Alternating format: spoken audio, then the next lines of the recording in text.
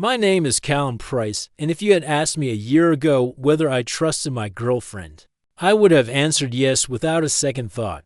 I'm 34, work in IT support, live a calm, predictable life in Portland, and I genuinely believe I had a stable relationship with May Parker, a woman who loved surprises, deep conversations, and lighting up every room she walked into. But sometimes the brightest people cast the darkest shadows, and you only see it when you finally step back. What I thought was warmth turned out to be a flare, a warning I'd ignored for too long. It happened on a Thursday around 3:17 p.m. I remember the time because I was on my lunch break eating leftover pasta and scanning through emails when my phone buzzed.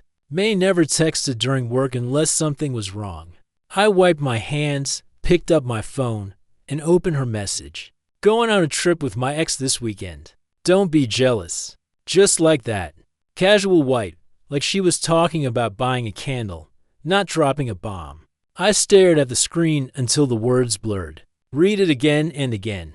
No explanation, no laughing emoji, no clarification, nothing. Just a statement she expected me to swallow. My first instinct was to call her. My second stronger was to stay still and think.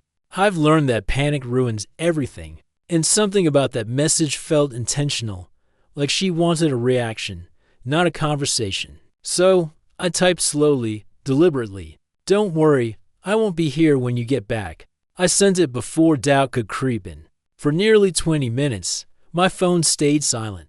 Then finally, Callum, seriously, why would you say that? I didn't respond because I already understood. She didn't expect consequences. She wanted reassurance, not respect. But trust isn't something you kick around and expect to stay intact. When I got home, the sun was slipping behind the trees. Her jacket was gone. Maybe she left early to see him. Maybe to provoke me.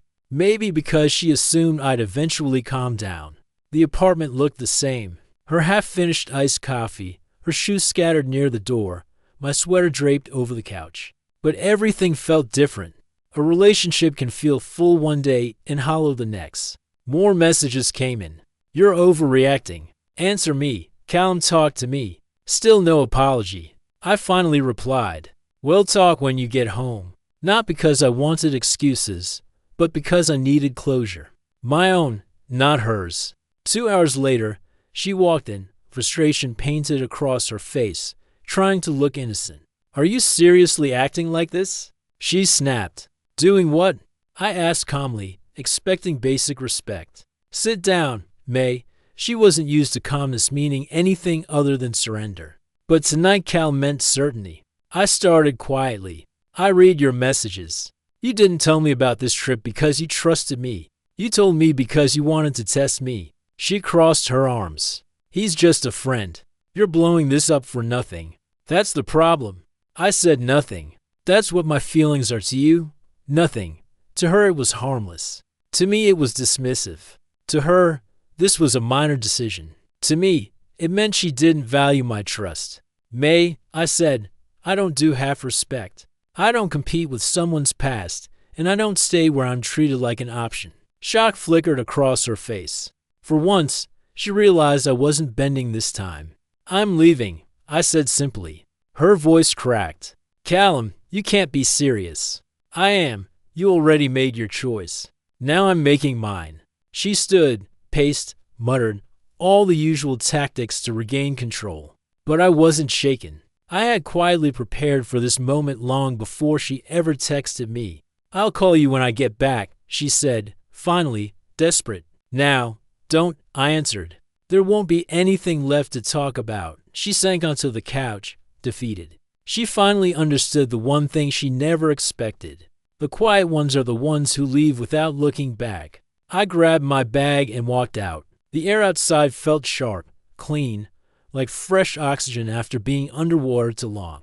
Freedom doesn't come with fireworks. It comes with peace. That weekend, I didn't think about where she was or who she was with. I drove to the coast, rented a small cabin, and let the ocean teach me a simple truth.